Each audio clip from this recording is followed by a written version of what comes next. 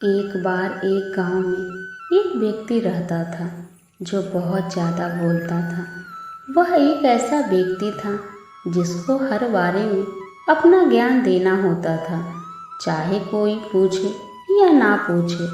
हर चीज़ के बारे में वह अपनी राय रखता था। जब भी कोई उससे बात करने आता था तो वह उसके सामने अपना दुखड़ा रख देता था, और कोई कुछ पूछने आए तो बिना उसकी बात सुने वह अपनी सलाह देना चालू कर देता था।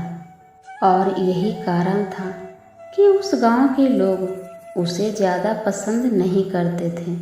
कोई भी उस आदमी के बातों को गंभीरता से नहीं लेता था, और कई बार लोग उसके पीठ पीछे उसका मजाक भी उड़ाते थे, जिसकी वजह से वह इंसान काफ़ी परेशान था। इसी परेशानी को लेकर वह आदमी एक बहुत ही प्रसिद्ध महात्मा के पास चला जाता है। उसने अपनी सारी परेशानी महात्मा को बता दी, जिसके कारण उस महात्मा ने उस आदमी को अच्छे से समझाया कि देखो, ज़्यादा बोलने वाले व्यक्ति को लगता है कि वह सब कुछ जानता है, जबकि कम बोलने वाले इंसान को लगता है कि उन्हें कुछ भी नहीं पता। जिंदगी में अभी बहुत कुछ सीखना बाकी है, इसीलिए वह बोलते कम हैं और सुनते ज़्यादा हैं। और असलियत में समाज में उन्हीं लोगों की इज्जत होती है जिन्हें अच्छे से पता होता है कि कब बोलना है और कब चुप रहना है। देखो, मैं तुम्हें एक दिन में तो नहीं बदल सकता हूँ, लेकिन मैं तुम्हें 5 ऐसी स्थिति बता सकता हूँ जहाँ किसी भी व्यक्ति को चुप ही रहना चाहिए। ऐसा कहकर वह महात्मा उन 5 स्थितियों के बारे में बताना चालू करते हैं। पहली स्थिति, जब तुम्हें लगे कि कोई तुम्हारी भावनाओं को तुम्हारे शब्दों से नहीं समझ सकता, उस समय तुम्हें भी चुप रहना चाहिए। अक्सर हम लोगों को अपने दुख, अपनी परेशानी बताना शुरू कर देते हैं, जबकि हमारे आसपास रहने वाले ज़्यादातर लोगों को इससे कोई मतलब नहीं कि हमारे जीवन में क्या गुजर रहा है। हर इंसान को केवल खुद से मतलब होता है। वह केवल खुद के बारे में बात करना चाहते हैं। वो केवल खुद की तारीफ सुनना चाहते हैं।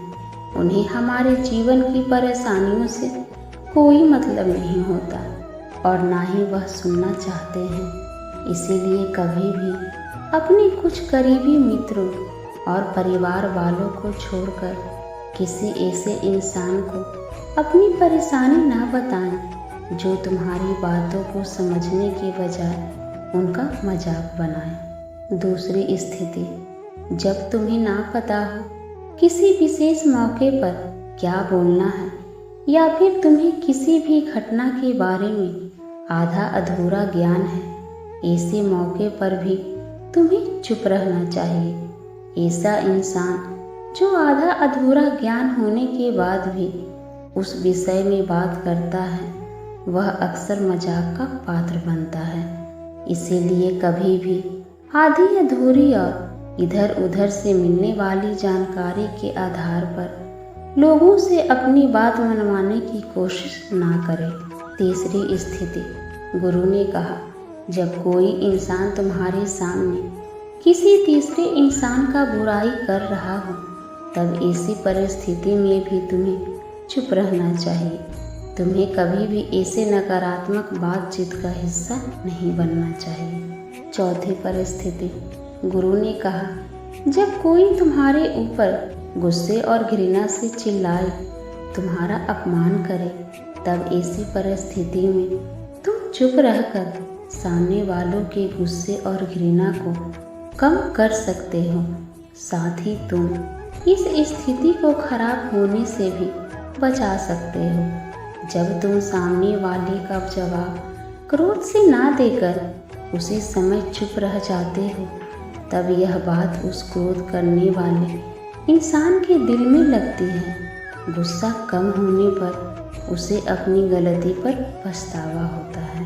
5वां स्थिति, जब कोई इंसान उसके जीवन की कोई दुख भरी घटना या अपने जीवन की परेशानी साझा कर रहा हो, ऐसी परिस्थिति में चुप रहकर सिर्फ उसकी बातों को सुनना है। ज़्यादातर लोग ऐसे होते हैं कि किसी ने उनके सामने अपनी समस्या सुनाई नहीं कि उन्होंने समाधान देना शुरू कर देते हैं। जब कोई इंसान हमसे अपनी परेशानी साझा कर रहा होता है तो वह हमसे किसी सुझाव की उम्मीद नहीं करता। वह बस यह चाहता है कि हम उसकी पूरी बात ध्यान से सुनें, क्योंकि जब हम किसी की परेशानी को ध्यान से पूरी तरह से सुन रहे होते हैं तो उस इंसान को एक आत्मिक शांति मिलती है। उसे ऐसा लगता है कि चलो, किसी ने तो मेरी बात को समझा। अधिकतर मौके पर जब लोग हमसे अपनी परेशानी साझा करते हैं तो वो बस हमें अपनी बात बताना चाहते हैं। इसीलिए अब जब भी अगली बार तुम्हें कोई अपनी परेशानी बताए तो बस उसकी बातों को ध्यान से सुन लेना, और जब तक वे तुमसे ना मांगे तो उन्हें किसी भी प्रकार की सलाह मत देना। गुरु ने कहा, मेरी एक बात हमेशा याद रखना, जब तुम कम बोलते हो तो लोग तुम्हारी तरफ ज़्यादा आकर्षित होते हैं। तुम क्या हो और तुम क्या सोचते हो? शिष्य ने हाँ में सर हिलाया और वो गुरु की बातों को समझ चुका था। उसे किन किन परिस्थितियों में शांत रहना है। उसने यह भी जान लिया था कि कम बोलकर आदमी अपनी प्रतिष्ठा वापस पा सकता है। इसीलिए दोस्तों, हमें अपने जीवन में जितना आवश्यक है उससे कम ही बोलना चाहिए।